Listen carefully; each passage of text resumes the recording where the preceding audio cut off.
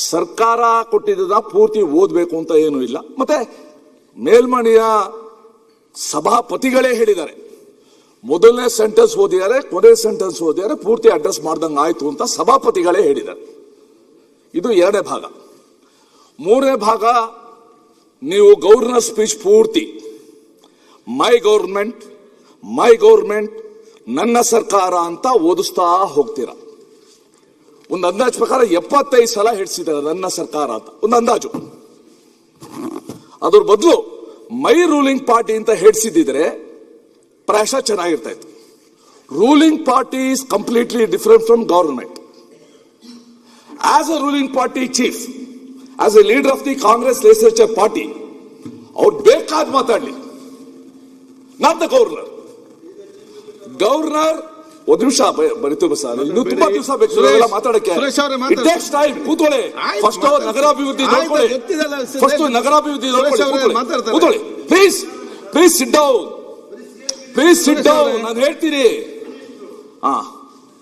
ಅದಕ್ಕೆ ಅದು ಮುಂದೆ ಬರ್ತೀನಿ. ಯಾಕೆ ಆತ್ರ? ಅಲ್ಲಲ್ಲ, 7 ತಿಂಗಳು ಹುಡ್ದವ್ರೆಲ್ಲ ಹಿಂಗೇನೆ, 9 ತಿಂಗಳು ಹುಟ್ಟಿದ್ರೆ ಸರಿ ಹೋಗುತ್ತೆ. ಸುಮ್ಮನೆ ಬಡ್ಜೆಟ್ ಭಾಷಣದಲ್ಲಿ ಅವ್ರದ್ದು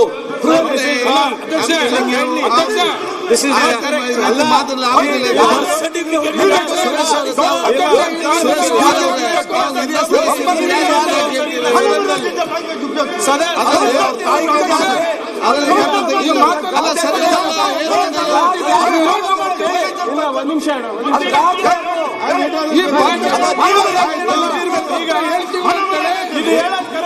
ಕರೆದ ತೆಗಿರೋದು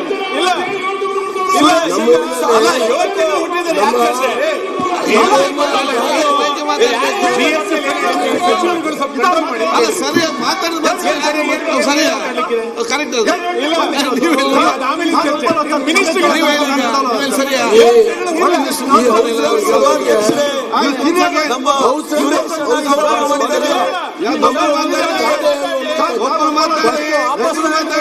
ಇಲ್ಲ ಅಧ್ಯಕ್ಷರೇ, ಯಾರು 7 ತಿಂಗಳು ಹುಟ್ಟಿಲ್ಲ, ಇಲ್ಲ 9 ತಿಂಗಳು ಹುಟ್ಟಿಲ್ಲ, ಆಯ್ತು ಬಿಡಿ.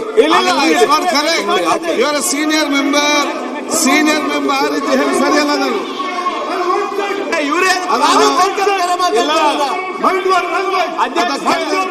ತೆಗೆದು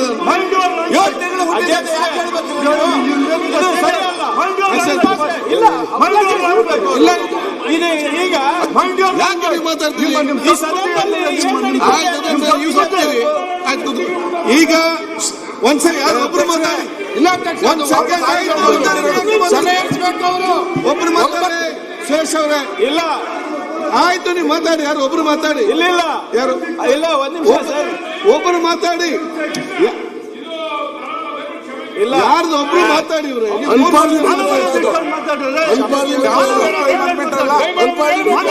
ಒಂದ್ ಸೆಕೆಂಡ್,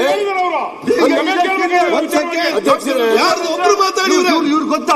ಅನ್ಪಾರ್ಲಿಮೆಂಟರಿ ಅಲ್ಲ ಅದು.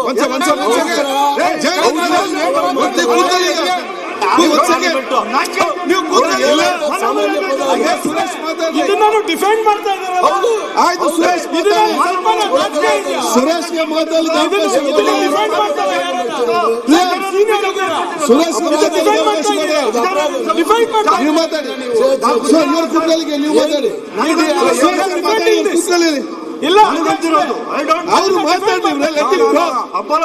ಅವ್ರು ಮಾತಾಡಿ.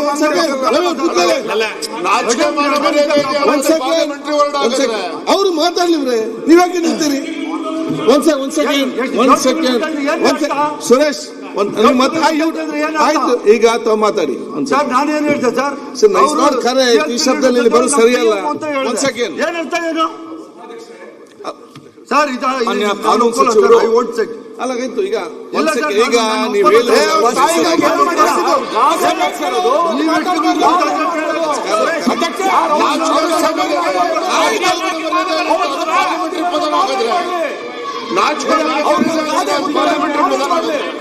ಬೆಂಕಿ ಹಚ್ಚಿದ್ದಾರೆ ಅಂತ ಹೇಳಿದ್ರು.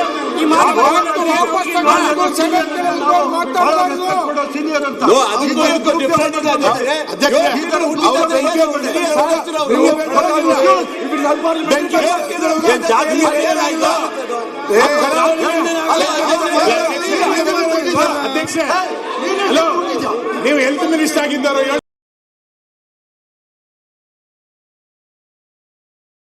ನೋಡಿ, ನೀವು ಸುಮ್ಮನೆ ಮಾತಲ್ಲಿ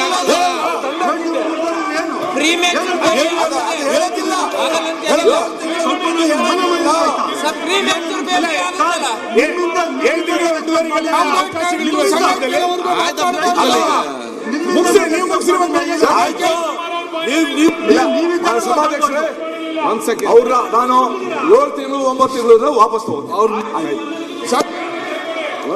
ಕ್ಷಮೆ ಕೇಳೋ ತನಕ ನಿಮಗೂ ಕೂಡ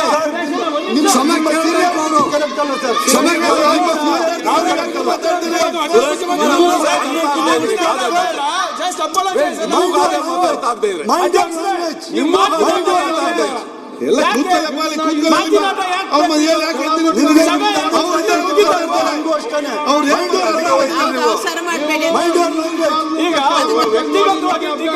ಆಯ್ತು ಮಾತಾಡಿ.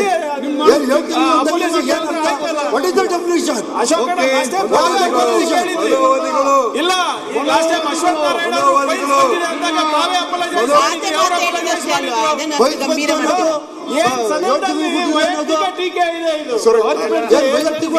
ಮಾತಾಡ್ಬೋದಾ ಪ್ರಿಯಾಂಕಾ ಬೀಗ ಸೀನಿಯರ್ ಸರ್ ನೀವು ಸೀನಿಯರ್